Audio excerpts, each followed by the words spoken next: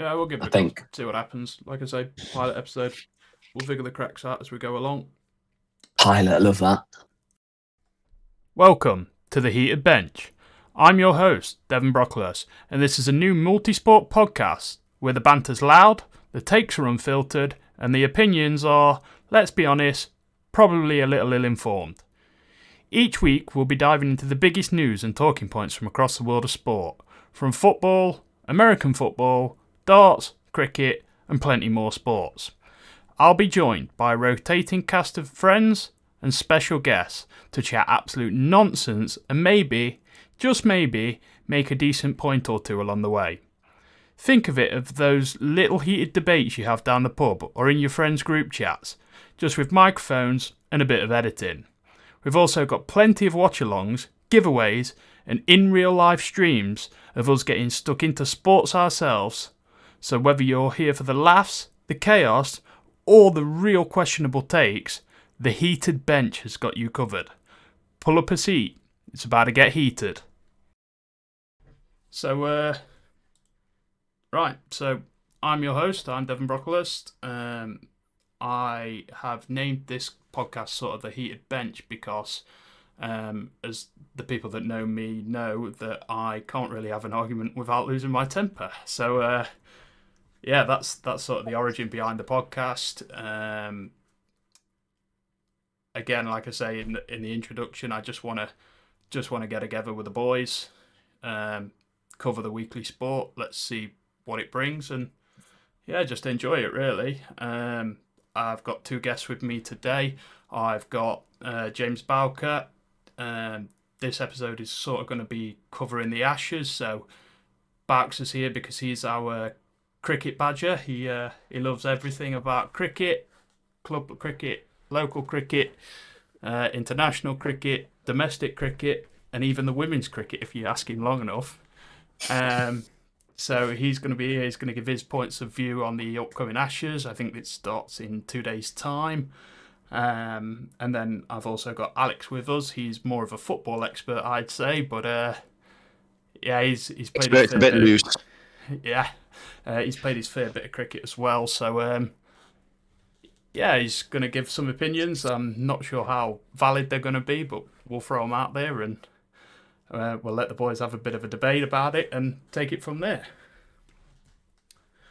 Look forward to it, Dev. Thank you. Yeah, exciting stuff. It's going to be a learning curve for us all, but we'll get there, I'm sure. So, like I say, this episode's going to be a bit of a pilot, boys. The main topic's going to be around the Ashes, but I want to just give an insight on what's going to come up in sort of future episodes. It's going to be around sport, like the weekly sport. We're going to more so try and cover like the big news, the big events. So like to say if we were doing it properly this week, we would be sort of, we just had a big boxing match, the Conor Benn fight. That'd be a big talking point that I'm pretty sure I'd get a few people going. Chris Eubanks didn't turn up. People are saying it's the weight. Some people are saying it's finished. So that's the sort of thing that we would debate on a weekly thing. A lot of our specialty really is going to be football. It's the sport we're all really interested in. Cricket, darts, a little bit of the NFL when Adam's on, because we know how much of an American sports enthusiast he is. So that'll be one to get a bit spicy. But yeah, I'm going to have multiple of you guys on, a lot of different friends, a lot of different guests, cover all sorts from horse racing to football to darts to the American sports. We'll even take it down to the tennis and the rugby when the big events are on. I'm pretty sure you'll enjoy that, Barks, the little Tory that you are. So yeah, welcome boys. Thanks for joining me on this first one. If you'd like to introduce yourself a bit as well, I'll let you take the floor. Go on, Lord, you go first. I call him Lord, by the way, because Lord Ashford. Yeah, so my name's Alex. I've been a keen follower of all different sports for all my life, whether that be football, cricket, darts. Since COVID, I've really developed a passion for golf. So golf's been a big passion of mine. and I really enjoyed the F1 as well. So yeah, just kind of a big follower of all sports, really. Wouldn't proclaim I'm an expert of any of them, but I like to give my opinion. So I think I'll be very suited for this podcast. So thank you for having me on, Devon. No, look forward to it, mate. And again, like you say, pretty knowledgeable about most sports. How in depth that is will be we'll let the viewers decide. But no, it's always good to have opinions from multiple topics and multiple people, and see how we can cover the, like I say, those big headlines going forward. James? Yeah, so I'm not going to proclaim myself to be an all sports fan. As Dev said, I am absolutely the cricket badger in our group. I think I revert any conversation I can back to cricket, back to Farnsfield, back to Station Lane, back to anything that's reverted to the game that I absolutely adore. But no, I do also love all of the sports. As previously mentioned, I like the sports that potentially some of the lads don't like. Some bit of rugby, bit of tennis. But no, genuinely, I am a massive sports fan. Particularly down the route of the team sports. I'm sure we'll get into the individual and team sport route at some point. But from a personal level, obviously cricket is my main affinity. But I absolutely love golf. Absolutely love football. As much as I probably know absolutely sweet F all about it. Yeah, so obviously the Ashes will be the big topic of this, but I'm going to just give a brief insight on what people will see coming up. So obviously we will recap the big news. So the big news around the sports this week really are the international footballs sort of round up. The World Cup qualifying groups have round up are coming to an end. I think there's a few games on live now actually while we speak about it. A couple of the games actually decide the group on who's qualifying and who will have to go into the qualifiers. But a brief coverage on that. We all know how international football is. Everyone can't wait for the Premier League to be back. That's where the debates will happen when people get into their clubs. I'm sure Alex will love to tell us why the Manchester United have struggled for the past 20 years. And I'm pretty sure some of the other lads like Jord will be buzzing to tell us how much he loves Liverpool and it upsets him and ruins his weekend every weekend if the result doesn't go their way. Lads, I don't know if you've paid much attention to the international football this week. The groups have, like I say, sort of wrapped up. I'm just going to run through the groups quickly, sort of tell who's gone through as winners, and then we'll move on. Just like I say, normally we'll go more in depth on this, but again, it's just to cover this week.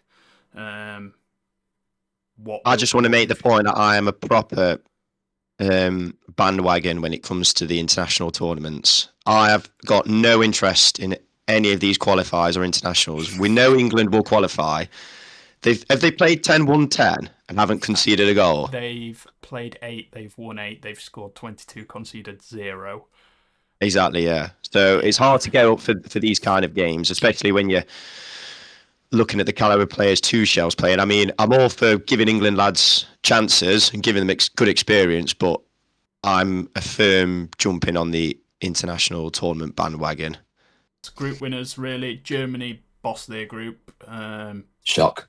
5 wins, 1 loss. The only loss coming to Slovakia 2-0. And again, I think they trialled some kids in that game, played a bit of a seaside more than likely. I think Germany are due a good tournament soon. I mean, they've got some players coming. They won the World. They won the World Cup in. They won the World Cup in 2014, and then they got to the semi-finals of the Euros. 2016, lost to France, but then they got knocked out in the group at the Russia World Cup. Did they get knocked out at Qatar in the group as well? It was early, wasn't it?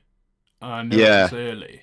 I don't know whether it was like early knockouts or they didn't make the group, but they had a bit of an aging squad, and I think that tournament, the Qatar tournament, was that not where they really first started changing the full squad, and it was like they came into the tournament with like 8 of the first team changed. To be fair, I think the only people left were like Thomas Muller was about the only one left in the squad, wasn't he? Group B, Switzerland, again, pretty much walked the group. I think they played 5. So actually, no, they played their final game tonight, so they're 6. I think they have won 4, drawn 1, and like I say, they are playing live tonight. At recording, I could probably have a quick look. They are currently drawing 0-0 with Kosovo. I do think if Kosovo win that game, they could potentially overtake them at the top of the table, which is interesting. Not a team you'd really expect to be up there. Looks like they will go into the next round of qualifications regardless, so it's probably big for their country. Group C is currently playing tonight as well, and that is very active. That is Denmark or Scotland. I think Denmark currently have a 2-point lead, but they play each other in the final game tonight. And Scotland are currently 1-0 up at home. Yeah. Yes. I don't know if you've seen the goal. Scott McTominay has just scored one of the most outrageous overhead kicks ever. Ball comes in from the right into the penalty box, and when you think of some of the classic overhead kicks like Bale or Ronaldo's, like the strike isn't there as good with McTominay's. It like goes into the bottom corner, but the leap he makes is unbelievable. The level of athleticism on this goal is outrageous. Moving on, Group D winners, France walked the group as you'd expect. 5 wins, 1 draw, 16 points. Group E looks still open. Spain, I think, have the lead in the group. 3 points ahead of Turkey, I believe, but they play Turkey tonight. Yeah, so live now, Spain are winning. So, right, so Spain are on it. Yeah, and I think the goal difference for Spain is like +9, +10, something like that. So Turkey would have to turn them +20, Dev. +20. Yeah. So Spain have won that group. Oh, no. Turkey have just equalised. Oh, here we go. Love it. Love the live updates. Here we go. What a podcast. We're giving you live sport. Yeah. Here we go. Look 21 at this. goals to finish top of the group. So Spain look likely to win that group. Group F winners were Portugal.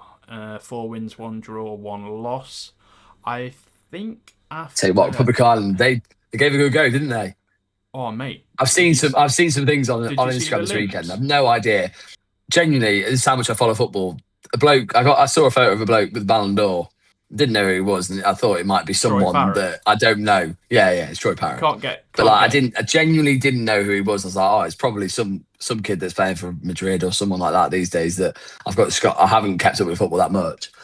Yeah, it's Troy Parrott. But yeah, they had a decent little weekend, haven't they? Yeah, well, they beat Hungary, was it 3-2? He scored a hat trick, and that goal last minute leapfrogged Hungary to put them in the qualification spot. So I think someone like, they might have been in Switzerland's group. I think Switzerland won the group, but I think or France. Hungary might have been. So that put Hungary third. That last minute hat trick. That's correct. The limbs were flying and everybody was flying around. Again, I recommend people go to Twitter and look at that, because that would have been some atmosphere. That would have been outrageous. So F, Portugal won the group. G, Holland won the group, as you'd expect. Group H, Austria and Bosnia are playing now in a winner takes all. Have we got any updates on that? It's 1-0 Bosnia. Group I, Norway again walked the group, didn't drop a point. Won all 8 games, 37 goals, 5 conceded, and no doubt 30 odd of those 37 goals probably would have been Haaland. Yeah, I saw him and Sorloth scored a few between them the other night. Yeah, so I think I'd like to throw it out there without actually knowing that I bet you Haaland's got more than half of those goals. Got to, surely. Yeah. What's he? Genuine question to both of you. What's Haaland like in international football? Does he score the same amount of goals? Mate, he's a freak. Moving on, Group J winners. I think Belgium are in prime position. But Macedonia and Wales, I believe, are on the same points going into tonight. And they might be playing each other, or... So I can give a live update, Dev. Yeah. Wales are currently second in that group. They're on 16 points. North Macedonia on 13. So it's pretty tight there, isn't it? I'm assuming they are playing each other. Yeah, they are. So Wales are 3-1 up at half-time. So that'll be why. Who scored? Harry Wilson, David Brooks and Brennan Johnson for Wales, and Miovski for North Macedonia. Group K, again, England walked the group. Like I said earlier, 22 goals, 0 conceded. Probably shouldn't have conceded in that group. I'm going to quickly just cover the NFL because it's my passion now. It's what I love. I assume none of you could care less. I would normally need Adam here for this, but I am just going to run over the playoff picture at the minute, which obviously is leading up to the Super Bowl, which for American football fans is the pinnacle of sport. That'll be a debate. Dad, can you remind us? So when are the playoffs, and then when is the Super Bowl? So in the NFL, it obviously works a little bit different. You have the AFC, you have the NFC. It's like 2 separate leagues. Each one of those is then split into 4, which is Northeast, Southwest. There are 4 teams in each one. The top team from every group automatically qualifies for the playoff. Then I believe it's 2 wild cards from each go in. So 2 wild cards from the AFC and the NFC. Is that right? Yeah. I believe. I could be wrong. But then basically what will happen is the top 2 teams, so the top 2 records of those results, will get a bye for the first round. The 2 wildcard teams will then play each other, and then they will play. The losers of those will then go into... So they will play like the the third and fourth best team there. And then basically the NFC and AFC play their games separately, and then they meet in the Super Bowl. So effectively, you will have 2 teams that will play the division championship game, 1 game before the Super Bowl. So 2 from the NFC will play each other. The winner will go to the Super Bowl. 2 from the AFC will play each other, go to the Super Bowl.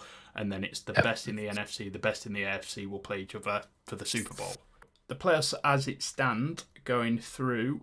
the first seed for the AFC is the Denver Broncos, which I think are a bit of a surprise this year. Got a pretty good young quarterback last year or the year before in Bo Nix. Not really a team that you would expect to win that division because it's got the Kansas City Chiefs in. Everyone thinks Pat Mahomes is going to walk the league every year, but they are sort of pulling it out the fire at the minute. They're looking pretty damn good. So they're currently sat on 9-2. Second in the division is the Patriots. Again, another team that is just showing up. A young quarterback, Drake May, being touted as the next Tom Brady. Some are even saying that Tom Brady's DNA was left behind in New England to put into this young man. Does Mahomes have a negative record in the Super Bowl? Because I know he's played in 2 Super Bowls and he lost 1 to Brady and he lost 1 last year, didn't he? Yeah, but he's also won 3, I think. Or has he won 3? I think so. It's either 2 or 3. Again, I'm relatively new to the NFL, so I'm not a deep guy with like past stats, but I love watching it. It is by far my favourite thing to watch. I turned Liverpool Man City off on 2 weeks ago to put the NFL on to watch Red Zone. I absolutely love it. But yeah, shooting through the rest. Yeah, the jury's out on NFL for me. Yeah, I didn't even turn on Zimbabwe Bangladesh, so it must be pretty good. But yeah, so the rest of the AFC, the Colts, the Steelers, the Bills, the Chargers, and the Jags are all in as it stands, with the Texans, Chiefs, Ravens knocking on the door and sort of an outside chance for the Dolphins and the Bengals, but I think it'd be a far probably a bit too far for them to push in. In the NFC, we have Eagles in prime position, Super Bowls winners last year. Just beat a really good Detroit Lions team. Not really sure how they thirst because they are not playing well at all. Last year they run teams to death. This year they look scared to run the ball. But the 8-2 record is in their favour. My team, the LA Rams, are second. Probably the best season. If Matt Stafford don't win MVP, the only other person that could win it is Drake May for the Patriots. Stafford is putting numbers up. He looks ridiculous. And even this week when we played the Seahawks in a massive divisional game, it was like winner goes top of the group. Both teams didn't really put many numbers on the board, but the defenses were phenomenal. The Bears are in at 3, a bit of a surprise package. Again, the Bucs, the Seahawks have dropped 3 places with the loss to us, but again, I think that they are in the same division of us, so they would go through as one of the wildcard teams, one of the better placed teams. The Packers and the 49ers, and again, the Lions are knocking on the door. The Panthers are knocking on the door, and the Cowboys have an outside shot at it. We don't want the Cowboys to get through, though, just so we can laugh at Adam. But that's sort of the playoff picture at the minute for that. So moving on, we'll cover that more when Adam's with us, so we could have a bit more in-depth conversation. We can get Adam talking about how all sports should be Americanized, how every sport should have a halftime show, especially the World Cup. Just so Alex can lose his head at that. Jesus.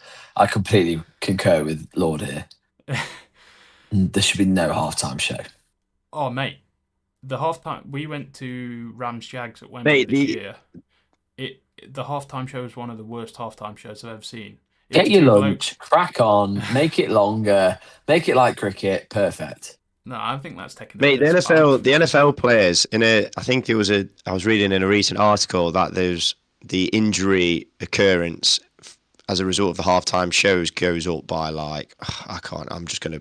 I'd be guessing a number now, but it was significant. So I believe even the players don't like it. So, but moving on from the NFL, another big thing that happened this weekend, the darts. We all love the darts. Everybody loves the darts.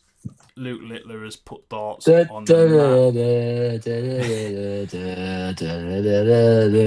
map. Hey.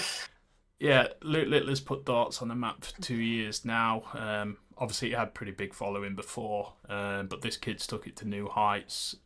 Youngest player to world number 1. Dispatched of world number 1, previous world number 1, Luke Humphries, again in the final of the Grand Slam. He doesn't look like he can lose. Even this tournament, when he was behind, wasn't playing well, had a few games where his head fell off. He just comes back stronger. I genuinely, I don't think I've seen a mentality like it since MVG in like 17, 18. It's going to take something special to beat him. It's going to take something special to knock him out of a tournament. I think he was 9-5 down to Noppert or 9-6 down to Noppert and ended up winning it, and Noppert, I don't think, won another leg. Yeah, from what I've watched a lot of it, it does sometimes look like Littler can start slow. And I think that was evident in the final as well. Obviously, Humphries had, I think it was 3 darts to go 5-2 up, which 5-2 to 4-3, you don't know where the momentum goes then, but he just closes out games, and just in the back end of, he had like a 160 checkout. Humphries is sound 32, and just there's not many other players who take that out other than him. I think it's only really, if Humphries is on it, he's got obviously a great chance to beat Littler, but I think a lot of the other lads at the minute they're just falling to him before the game, and I think that's just really a testament of how well Littler is playing at the minute. I mean, it's some scary darts. I've never seen a guy on 170 so often, and he looks like taking it out every time. It is outrageous what he's doing. the thing I see with Littler is like when that first starts hits the middle of that treble 20 peg, you might as well just say don't throw the other two because you can give him the 180. Like he must hit that more than he doesn't. It's scary how consistent the kid is. And like I say, even when he's not playing well and he's slow, like starting games slow, in these longer format tournaments, he ain't going to get punished by it because, I say, Noppert looked like he'd wiped the floor with him, like he was flying.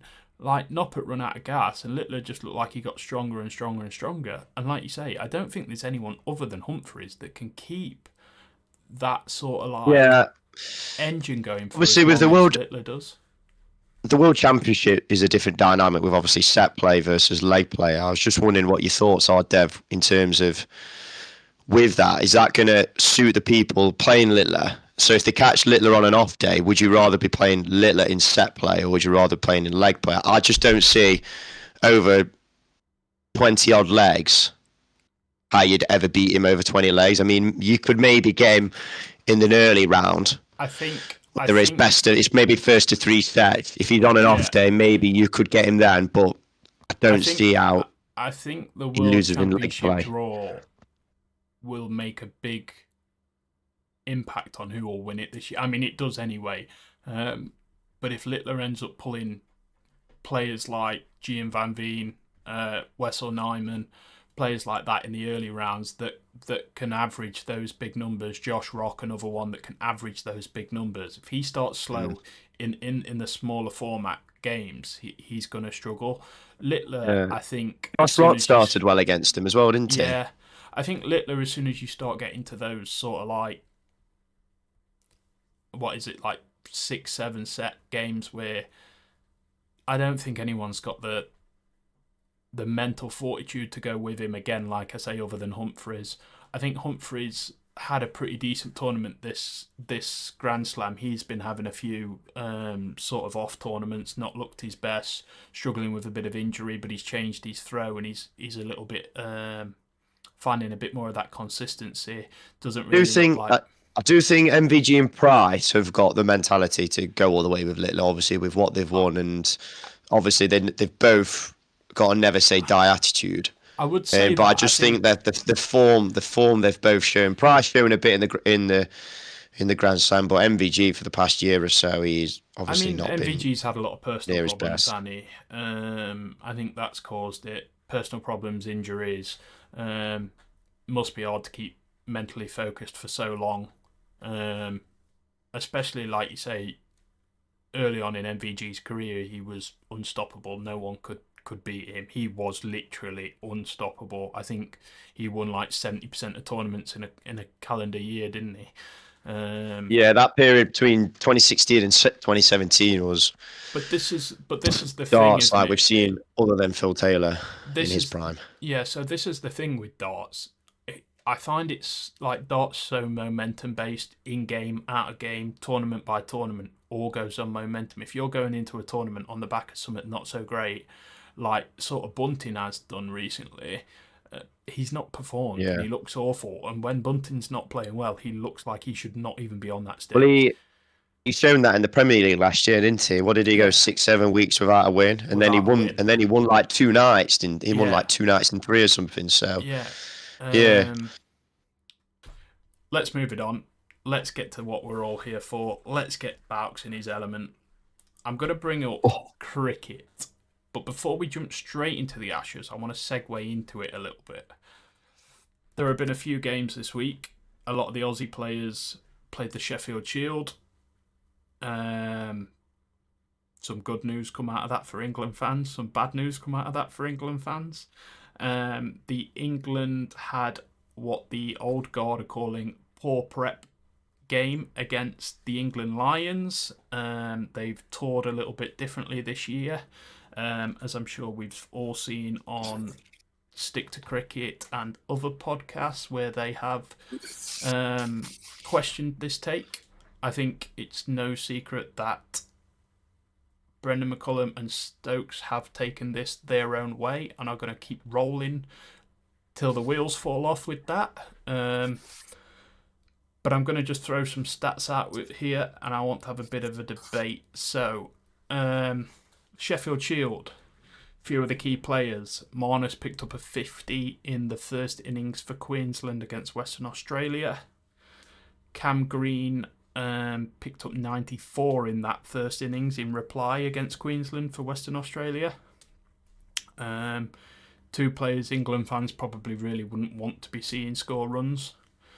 Marnus, I think, has a couple of 50s or maybe even a couple of centuries in his last couple of international games as well.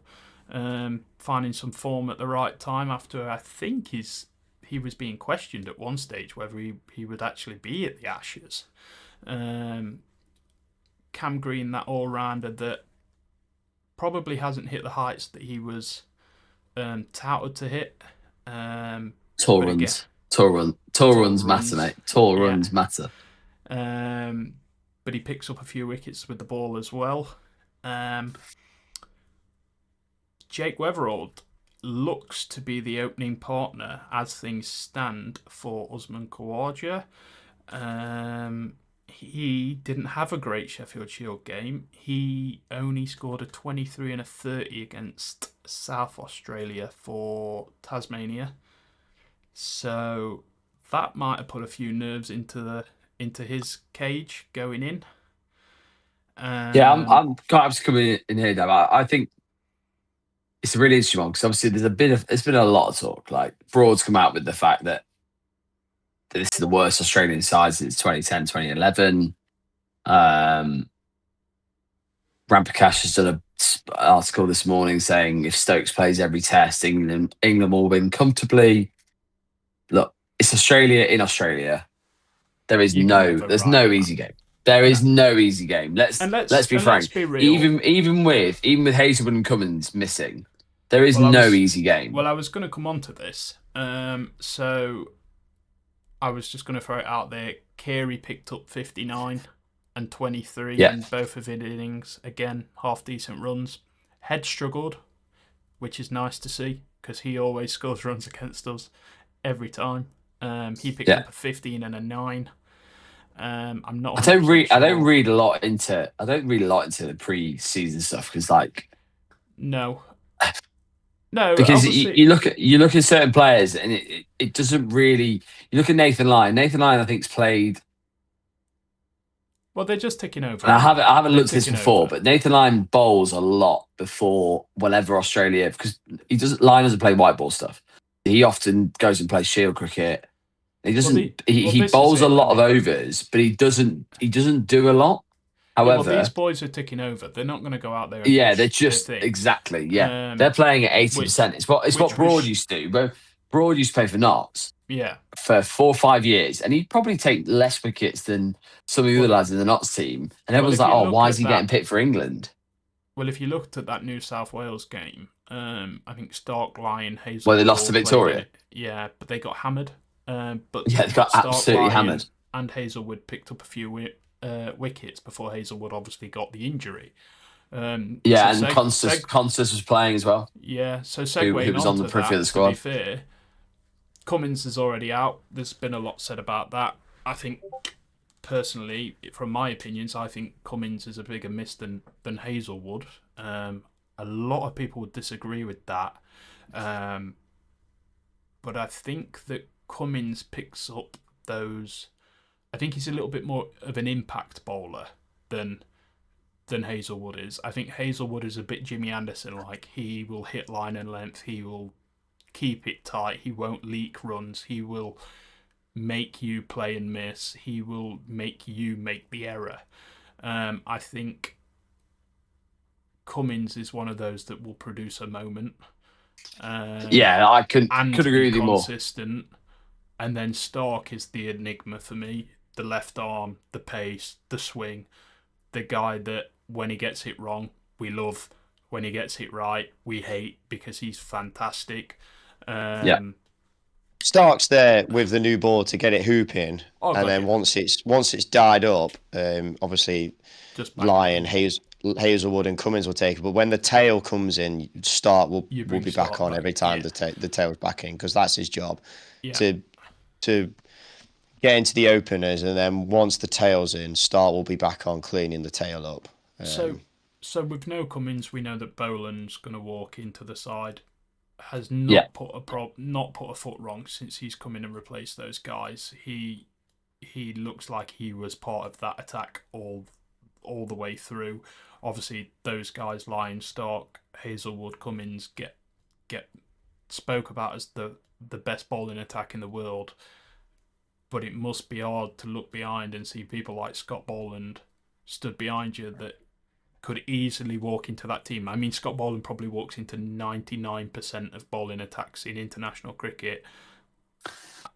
Yeah. And that goes to show how I good think- those guys I think are. the interesting thing at the moment, Devon, Alex makes a really good point there. Like, I can't remember Alex. Lord makes a fantastic point there.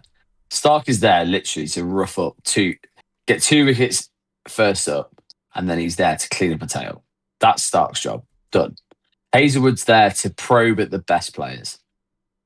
To probe and probe and probe and probe and continue probing. He's literally, if Glenn McGrath had never played Test cricket, he'd be put out there as one of the best line and length bowlers of all time. He's unbelievable at it. And then you got Cummins, who potentially bowls the odd ball that might not be brilliant, but seems to take wickets. And that's not, I'm not diminishing him as a bowler. Cummins is the captain, who's the leader, and he takes his wickets and grabs those moments. But that's all done by Hazelwood and Stark doing that up front. That's a massive part of their attack. However, Scott Boland coming in, Dev, you already mentioned it, he'd get into 95% of bowling attacks in the world. He would. Probably 99%. He gets the England, I think he gets the England attack that we're going to pick on Friday. But what's really interesting for England is the Australian media have made this massive. They've really got onto the fact that Cummins is out the first test. They've forgotten the fact that actually Steve Smith's a better batter when he's captain. So he's going to be captain. He's going to be a better batter for it.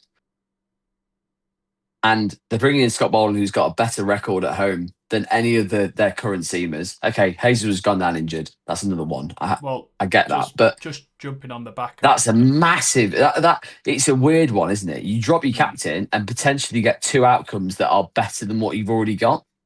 Yeah. As in by stats. Yeah, by stats, you're getting. But you're missing. You're then missing your leader. And Cummins is definitely the leader. Smith is definitely the tactician. He's the tactician of the team. Everyone knows that. He's the one that you look at him the second slip. You can just see him rabbiting away, and he's going, "Oh, I want to talk like this. I want to do that. I want to change this and this." He's the tactician. Cummins is the leader. There's 2 different roles in the side. That's great. Yeah, there's a leader of people, and then there's a leader of the game, and I think that's sort of the motto. Yeah, exactly that. The way they play cricket, isn't it? They play a hard style. They play a tactical style. But in recent years, they've played a little bit more conservative because they've got the bowlers that can do that. Whereas England have took that fuck it approach where they've gone all out because necessarily, if you look at fuck it led by Duckett. Yeah, if you look at it on paper, England's bowling attack isn't all that. On paper, no, it's not. That is. But again, it's a team full of moments, and all it takes is 2 or 3 moments. It's a team full of match winners. That's the thing that England have got at the minute. They've got a team full of match winners, and Australia have to be worried because without Hazelwood bowling that consistent. This first test is massive. I think that if England win this first test, it's game on. I think if England lose this first test, it's a bad talk. It's the end of the podcast for me, Dev. If essentially if England loses first test. Just before we move on to England, Hazelwood has gone down with the injury, so it looks very likely. I think the talk is Doggett who's going to come in. Yeah. Picked up 6 for in that game against Tasmania. So probably coming in with a bit of confidence. Don't know how much. So a little bit of Brendan Doggett. I've watched a fair bit of it. He's pretty sharp. Like he's going to be similar pace to the big 4 as they call them. Australia will go with Doggett. They'll go with Stark, Boland. Lyon will be the spinner. They're definitely going to pay Lyon. The thing that I'm still a little bit I still think that they are definitely contemplating this is, do they play Green and do they play Webster as well? because Green can still bowl 5-6 overs, and is he a better batter than Weatherald? I still think they're thinking about that. Yeah, it's going to be an interesting. Because Bo Webster's done nothing wrong in their team. Bo Webster's done nothing wrong. At number 6, he's probably averaging 35 with the bat. I bet he's averaging the same with the ball. To be honest, you can't really bemoan him. I'm a little bit surprised we haven't seen the England team already. They normally. Well, we usually see it. We usually see it 2 days out, so I would expect we'll see it tomorrow. Find a way to get Green in. I'm pretty sure of that. Yeah, I think I think Green's definitely playing. It's whether Webster's playing or Webster's. Weatherald. Okay. Webster or Weatherald is. I think the argument. I think it's highly likely they'll go Weatherald. And probably. Yeah, I think it is. Especially in this first game. I think they'll. Yeah, I think it is. I think you're absolutely right. I think they're pretty set. Labuschagne's going to bat 3. He's had an unbelievable start to Sheffield Shield cricket again. I think a lot of this series is depending on the middle orders because both teams' middle orders are very set. You look at England for Pope, Root, Brook, Stokes, and Smith compared to Australia's of Labuschagne, Smith, Head, Green, and Carey. I think whoever comes out the top of those middle orders has got an unbelievable chance. I mean, England have massively underperformed with the bat in Australia since 2010. And you look at what Smith and Head and Labuschagne have done in the Country Series, it's been chalk and cheese, really. I mean, I don't know if you know, Baz, but I can't really think of many England centuries down under since then. Bairstow's had a couple, and Milan had one at the Wacker. But other than that, I can't. Cook had one, but the series was done then. He had a big double 100. Yeah, but I can't think of many other hundreds. Milan, Stokes. Well, Stokes had one in 2014. Yeah. Yeah, so that was the only one of that series. Yeah, there isn't many, and we're going in with this infinite like optimism, and it's really against like the traditional English way, isn't it? That we are infinitely really optimistic about going to win this. Do you know what? No, I'm not. And I am absolutely. I was going to bring this example up earlier. Like with cricket and with like the weather, I'm always thinking we're always going to play on Saturday. Oh God, I can't wait to get out and play for Farnsfield. Oh, it's going to be brilliant. I'm exactly the same about England cricket under Bazball. I'm like, oh God, we're going to win everything. And I've gone through time since the summer. We drew 2-2 with India, and then gone through the summer thinking, yeah, we'll be absolutely fine in the Ashes. And I've got more and more worried until. And Cummins actually didn't really come into the equation for me. When Hazelwood got injured, I thought we really have got a chance in this first test. However, on the first test thing, I actually think the first test was the best chance for England to win. And I think back to the 2005 Ashes where Australia absolutely battered us in the first test of the 2005 Ashes. They battered us. They put us to the cleaners. They probably took the piss out of it a little bit too much. They obviously they had a great celebration in our changing room, blah blah blah. But I can kind of see we're putting all our bets on at the moment on the first test. I think we're going to play our best side, which doesn't include a spinner. We're going to play our 3 best bowlers, which is Archer, Wood, and Stokes. We're going to absolutely gun ho for the first test, and then potentially think about the second and third test as almost like bygones. And that's where I'm concerned. Well, let's segue Are you not concerned? Sorry to cut you off, Alex, but let's just segue into this. So we didn't actually cover the England Lions game. We know it was a 3-day game against. Let's not cover it, Dev, because it was fucking tragic.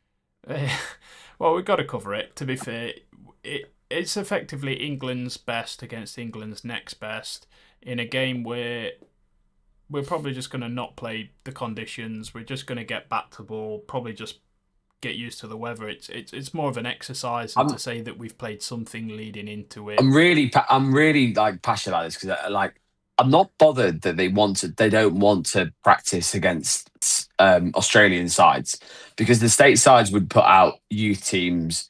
That's fine, but the caliber of cricket that looked like was played. If I'm sure both of you probably saw Stokes' 6-fer. It was the worst. He had his head in his hands. Yeah. He had his head in his hands for 4 of the wickets. But it was lads you've gotta- getting. I don't think Stokes got a wicket, caught behind, LBW bowled, But you've got to which is remember, the mode of dismissal that I would expect to see at Perth but you've because got it's to remember, quick. Baux, into this and to bounce off of that. Those wickets, whilst not clean wickets, not something you'd like to see people like Stokes taking, where you want to see poles bouncing out the ground and taking the big names in big moments. These guys in the England Lions are under the instruction that if you want to be in this England team, you have to play the style of cricket that we are playing. So, Oh yeah, no, so I get that. I get that entirely. Those guys are going out there really to put their And name in the frame. look what it's done with Ollie Pope.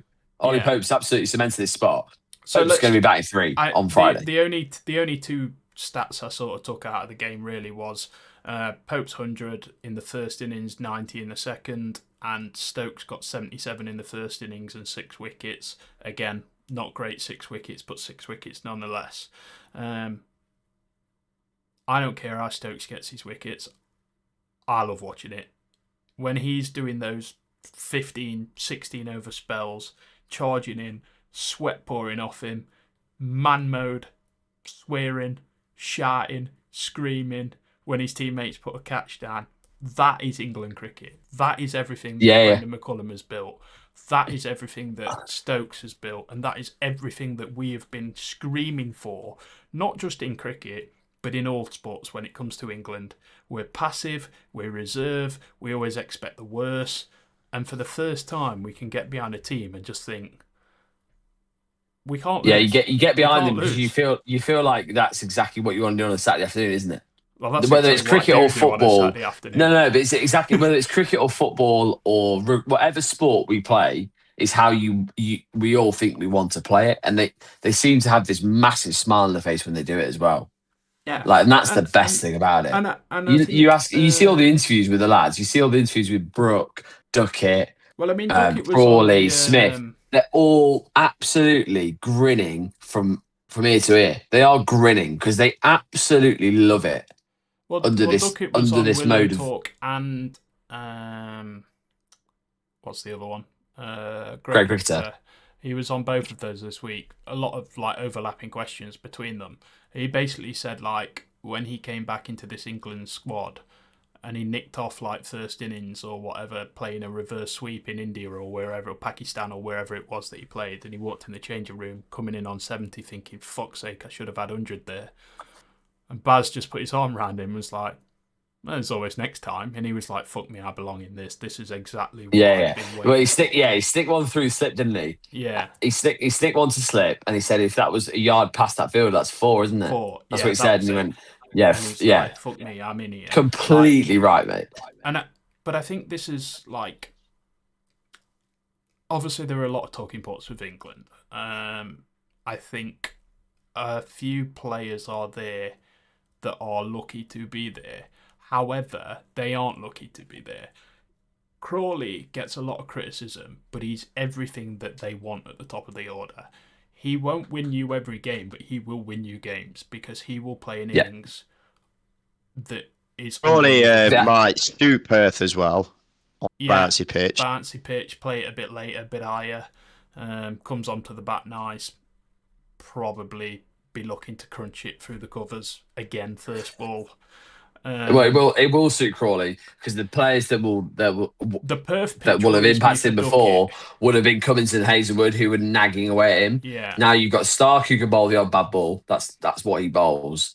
You've got a debutant, and you've got Scott Boland who, okay, yes, this is in Australia. I get it's different, but you got Scott Boland bowling in Australia against him. In England, he did nothing. Well, I think the flip side to that, Duckett is probably the best multi-format opener in the world at the minute. The thing that worries me is that bounce for Duckett. He has every now and then been caught playing that cut shot straight to fucking gully. That worries me a little bit. But again, if he gave a few. I watched a few clips in the last Ashes. He got out pulling an awful lot.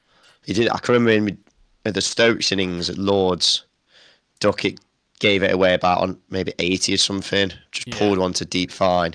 And he the player I'm most concerned about in that regard, Lord, sorry, Dev, to interrupt, but like the player I'm most concerned about is Brook. Harry Brook is probably almost destructive, or he is almost destructive player. But the boundaries of Australia are so big.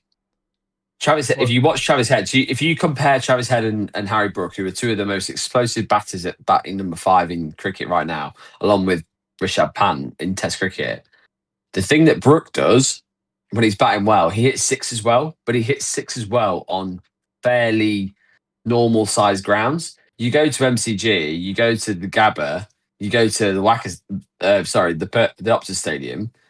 They're all 70-yard plus boundaries. Like Brook can miss-hit a ball in England and it goes for 6. In Australia, you don't miss-hit a ball to go for 6. You get caught. Yeah, and the way I'm sure we'll go on to this question later on. Who do you think going to be leading run scorer or whatever in the series? Root will score more runs than all of the players in the England team because he will get runs through the strike. The player that will do the most damage for England is Brook because he's got that ability to do it. But my concern is he's going to get hit. Can he just temper himself to think, shit, I can't hit that for 6. Can I hit it for 4? See, I'm going to disagree a little bit. Whilst Brook plays that innings, and he is that player, I think the impact he'll have this year will be minimal in compared to someone like Ollie Pope. I think Ollie Pope's job this year is probably the most crucial role for England going forward. We know what Root's going to do. Root's going to come and play Root. That's what you do. Genius. Let him just play his craft. Hopefully he picks up that 100. It blows my mind that people can question him. I think Ponting or someone said it the other day, Gilchrist maybe it was, said something along the lines of like, he's a world-class player, he's fantastic, but he's not quite at that Sachin, Kohli, Smith level. And I was just like, what? Like this bitterness that comes out He's from better than Steve Smith. He's better than Steve Smith. He is. I often say, I'm going to use a darts analogy here that we were on about earlier. I think Joe Root is a little bit Luke Littlerish, where like he's just going to perform all the time. However, I think Steve Smith's peak is better than Joe Root's peak. I think Steve Smith's. Well, here's my hot take for you. I would say. I think I agree. I know what you're saying, Ev. I think I agree. I would say that. Well, here's my hot take for you, because it's definitely against the grain with you two. Joe Root will score more runs than Steve Smith this Ashes. Yeah, I could see it. You know what? I had a look at.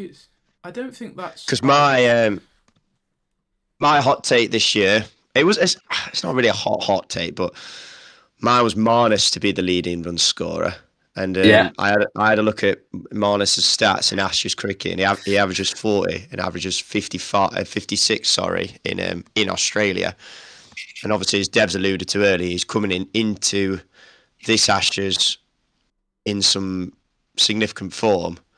And I thought, wow, 56, that's impressive. Let me look at Smith's average in Australia, 59.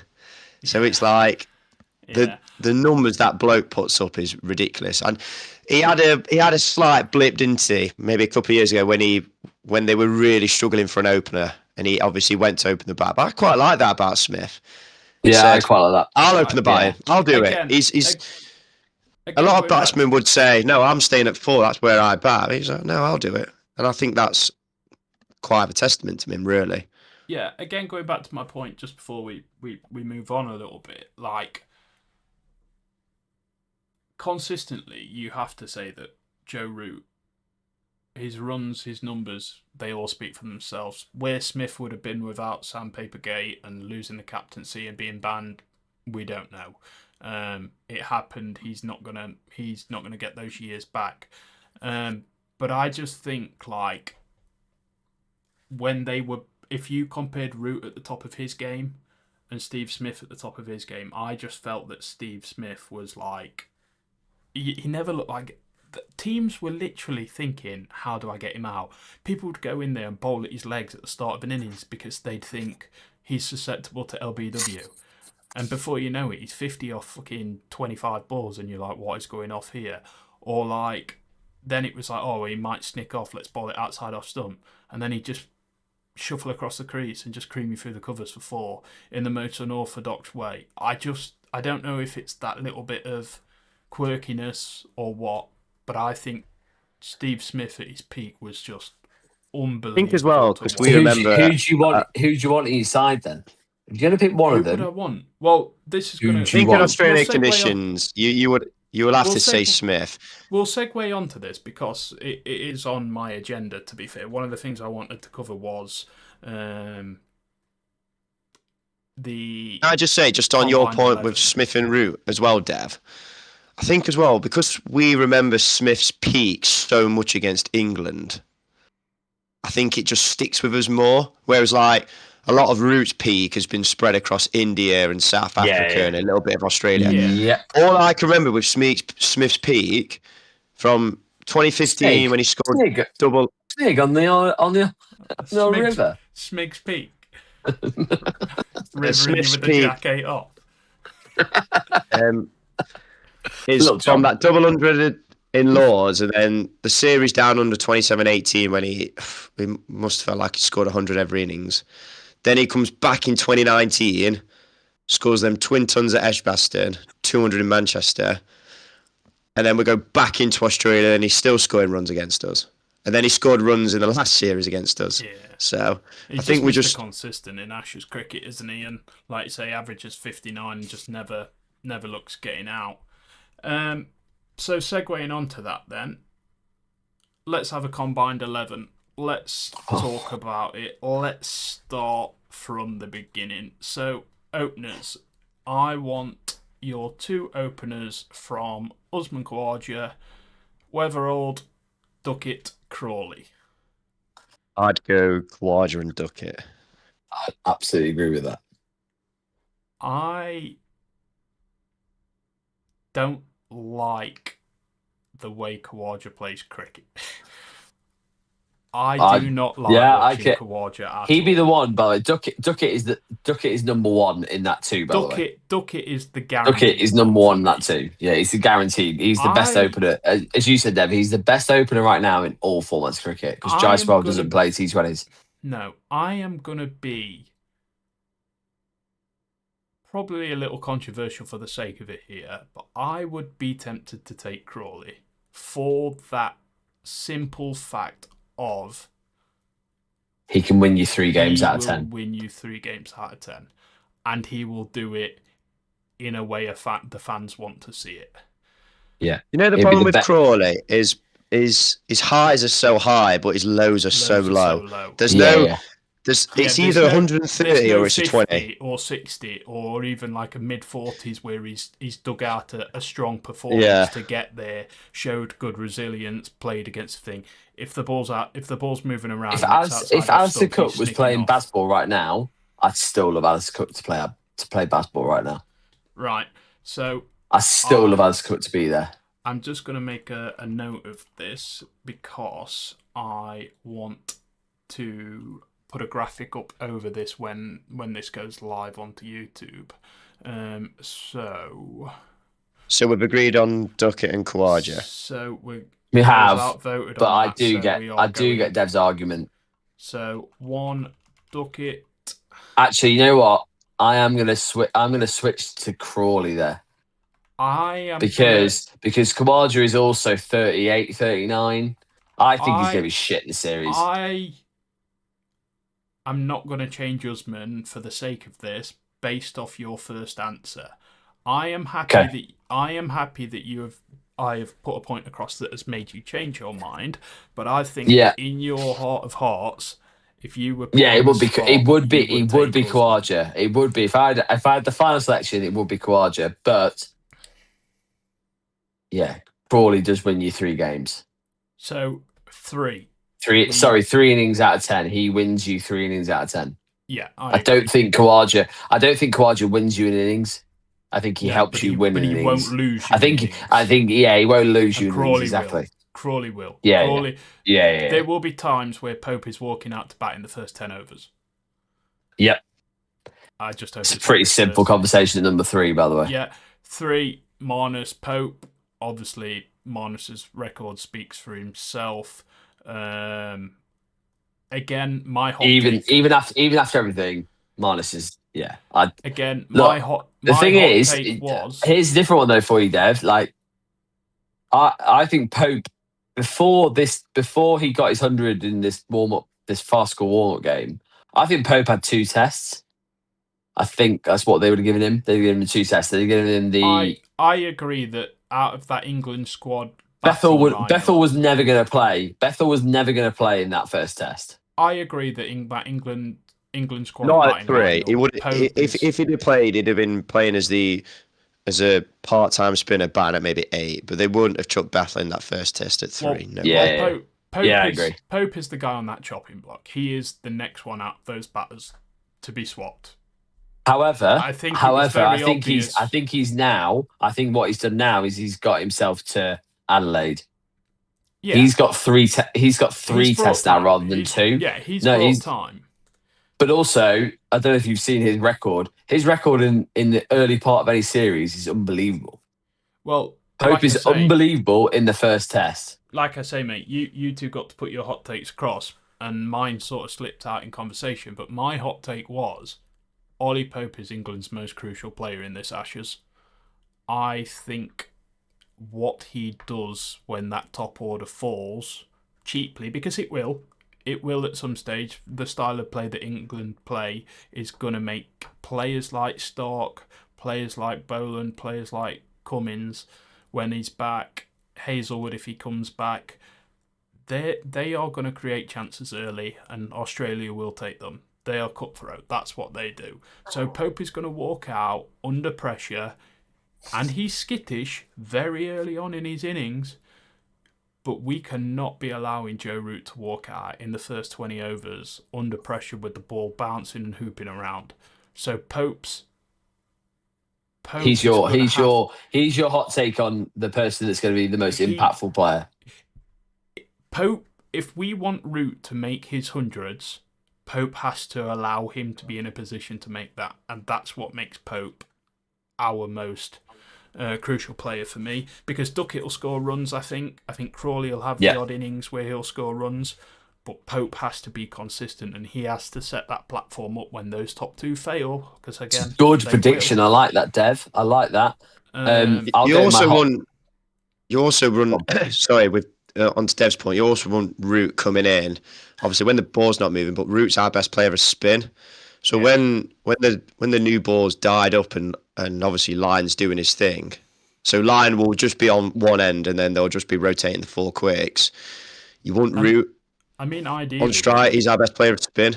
I mean, ideally, what you want to see is when Lyon's walking onto that pitch, is that maybe you've lost Pope and you've lost Crawley and you've got Duckett at one end and Root at the other. Because if those 2 are on while Lyon's bowling spin, those runs are going up by another 100, 150 before they lose a wicket or even give a chance.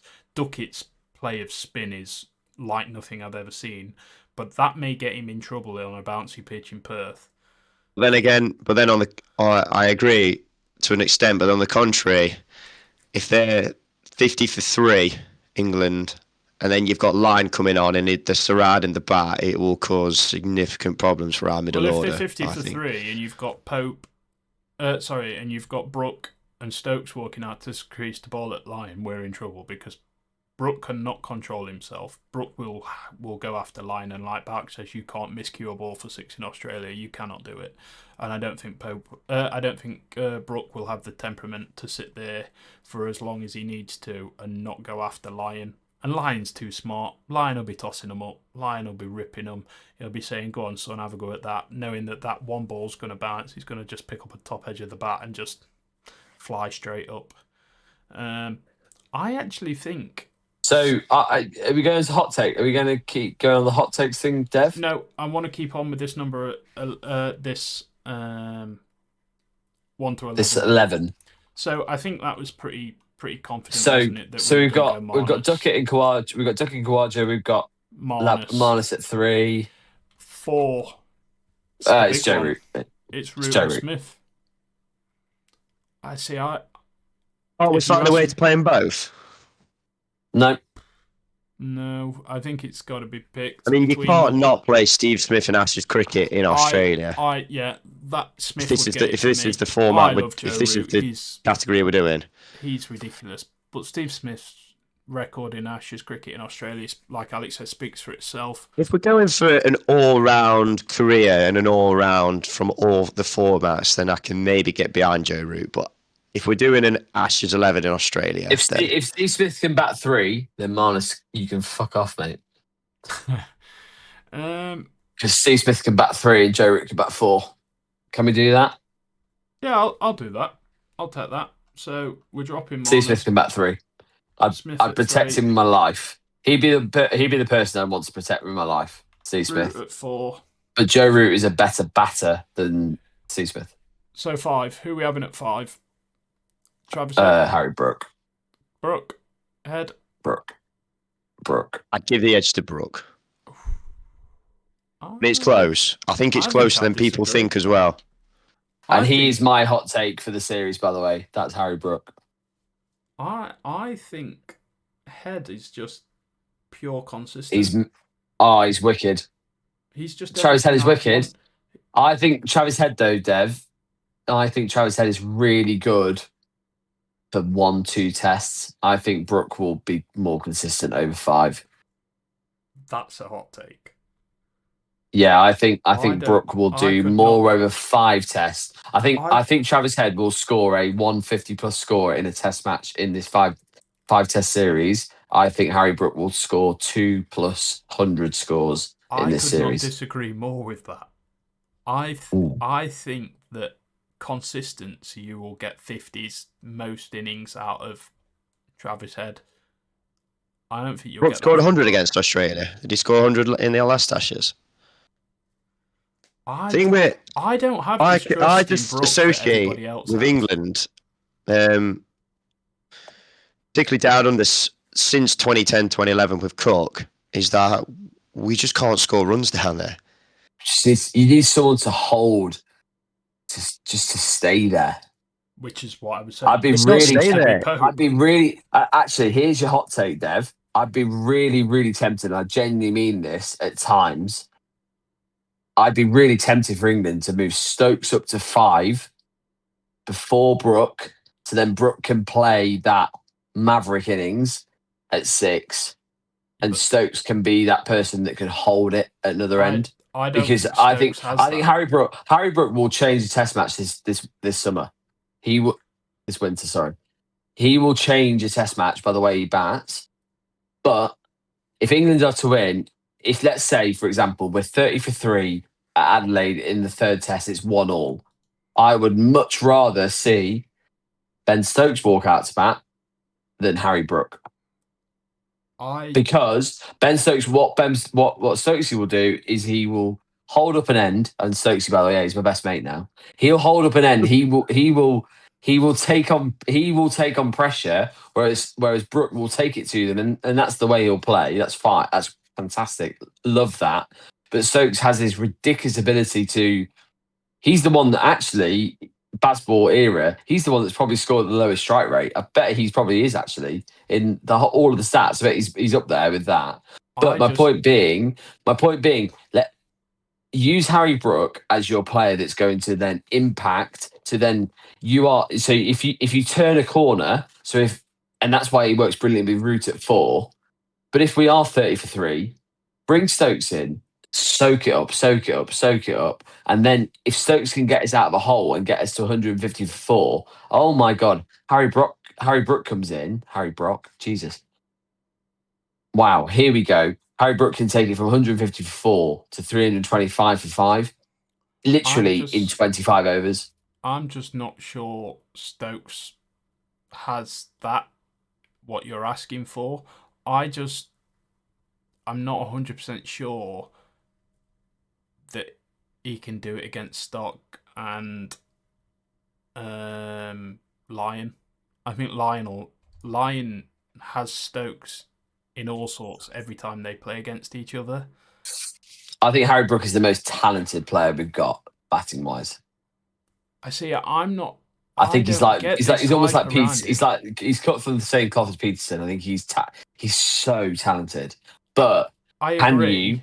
Can you look at the 05 Ashes, for example? Flintoff didn't have a defensive game to do it. But I guarantee Vaughan thought, oh God, if we just have Peterson a little bit lower, we could just smash them here. I agree, but I think Brook's brain dead. I think he's. I don't think he is now. He's vice captain. I don't think he is now. He's vice captain. Well, this is what I'll point. I think them two work in tandem now. So anyway, 5. I think you both said Brook, didn't you? And I said Head. So that's me outvoted. 6. Stokes. Yeah, it's not even worth questioning. Who would it be? 7 is Alex Carey. Carey. Oh, I was going to say Smith. Ooh. I'd 100% go Carey. I like Smith as well, Alex. I love Jamie Smith, but Alex Carey's got a bit of bottle about him. He's a bell end. Oh, he's a bell end. I'd have him on my team though. Fucking bell end. He's a better keeper. He's a better keeper than Smith as well. Ooh, I don't think Smith's done much wrong. No, he's not done much wrong. I think Carey's a better keeper. I think Smith might win you more games with the bat overall, but no, I'd take Carey. You want to go Smith, Alex, yeah? I'll go Smith. I think if I wanted someone to bat, there's not much between them, is there? I'm happy with that. But I think Carey's slightly better. So I'm going to put Carey in as my wicket keeper. You're going Carey. I've switched your mind. No, you didn't switch my mind. I do like Smith. I think if it was in England, I'd have gone Smith. But it's not. It's in Australia. I didn't like the way he ended the summer because he really went downhill after 5 tests. I think Carey's far more resilient. Again, I think Smith is going to be very susceptible to the long boundaries. I think that'll be his downfall. Yeah. Again, as another guy that can't keep the ball down, he can't get on top of it. He'll just want to be whacking it on the roof, and it will cost him his wicket. Yeah. 8. Now the 4 bowlers. My God. Well, you spin it. Right. Can we just guarantee? Well, Lyon's in. Lyon's in. The spinner's in. So Lyons are number 11, yeah? Spinner. Yeah. Fine. Cummins has to play. 10, 9. No, Cummins doesn't play for me. So you're going Stokes as your captain. Cummins has to play. Come on. He doesn't play because Stokes is our captain. No, but he's in as a bowler anyway. Is he better than Hazelwood? Or do you play both of them? I would take... I play both and play Wood and Stark misses out. And that's probably me being generous to England. Because I think you can make a firm case that all Australian bowlers play. I would I would play. I agree with you. I would go Cummins at 8. Yeah. Cummins can hold a bat. He can hold a bat. He can hold a bat. I would go Cummins at 8. I would go Stark at 9. And I would go Jofra Archer at 10. So you don't play Hazelwood? I wouldn't play Hazelwood. I think the biggest problem in that is you probably lose a little bit of tight bowling when it's getting rough. But I think Cummins is smart enough, maybe not quick enough, but smart enough to bowl a tight spell. Jofra Archer, if he gets that ball moving, and doing it off speed. And I just think that Stark is, as much as I want to play Mark Wood because he is the best person on the planet, I think Stark has the pace to bowl that short ball. He has the awkwardness of the left arm, and he has, like Alex said earlier, he's in that team to hoop it round corners at the start and take poles at the end. He just gets in for me. He is my maverick. I think the more I think of it, it's Australian 4 bowlers are in. I think you have to play Archer. He's a match. Hasn't played a test for a year. I get it, but then I don't find him very consistent either. I think he goes from spells of 95 like express pace, and he's chucking down 82, 83s. Yeah, I agree with that. He's as not well. going to need to do that express pace this year because Mark Wood's that express pace. Well, it sounds like they're playing both of them for the pace, really, but yeah, but that's only going to be at Perth. They won't play. They won't play that. They're not going to play in all, but you can't rely on Archer's body for 5 tests, nor can you rely on Woods, and I don't think you're getting the same level out. I think you're getting a more consistent output from the Aussie quicks than you are from Archer. Archer can light you up in a 5 or 6 over spell with that pace, but over 10 innings of bowling, I think it's a no question on who you're having for it. Cummins, Stark, Cummins, Lyon, Hazelwood. Yeah, perfect. Right, lads, we have been on this call for 2 hours now, so we should probably start trying to wrap it up a little bit. Very enjoyable first episode. Last one from me before I wrap it up. Prediction. What is your series prediction? I'm going to go 3-1 Australia. 3-1 Oz. James? 3-1 Australia is my prediction. And we'll win. I think if we win one of the 3-2 Australia. If we win one of the tests, I think it'll be one of the first 2, and there's usually a washout. I'm going 3-2 Australia because I think England will win one of the first 2 test matches. Right. And then they'll win one of the last 2. 3-1. England to win the first, lose the pink ball, win the Boxing Day test, stick it up the Aussies, and that's how we like it. Right, boys, it's been a pleasure. This has been the pilot episode for the Heated Bench. We've done an Ashes take, and we went a little bit longer on some of the other stuff as well than we planned. But this is what it's all about. This is what we do in the pub. So thank you for joining me, boys. It's been just a quick one as well, Deb. Will next week's Heated Bench podcast be the day after the first test is done? Is that how it will land? It will, I think. So we will record on the Tuesday. So Thursday, Friday, Saturday, Sunday, Monday. Yeah, so it will. So we might be seeing James back. We might be seeing you back. We might have some new faces. You may not see me because I will have watched every single ball of the test match and I will not be alive at this point in the evening. Yeah, true that. If England win, you will join this podcast, won't you? Oh, fuck yeah. I'll be here. We're not going to do it this week, boys, because we've done a prediction and we have rolled on a little bit. But in future weeks, we are going to be talking fantasy football. Ooh. We are going to do a weekly bet that we are going to keep tabs on over the year. So we are going to advertise it as a £5 cross-sport accumulator. So normally we will have 3 or 4 guests on. If we have 3 guests, we will do 2 picks each. Could be 2 football, could be a horse, could be a cricket game. For the weekend that or just to go over the week, so it will be a week-long ACCA. So like this week it would be from Wednesday.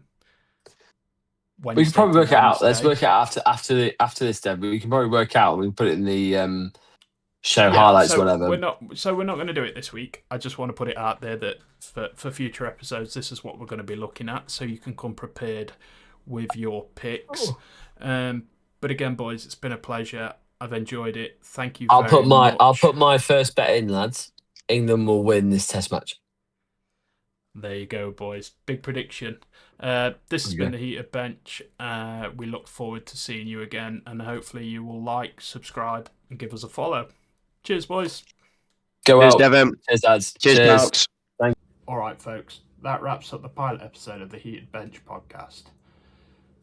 Thanks so much for hanging out with us. Seriously, it means the world to us. If you enjoyed it as much as we enjoyed making it, please like, subscribe, ring that bell so you get notified of when the next episode comes up.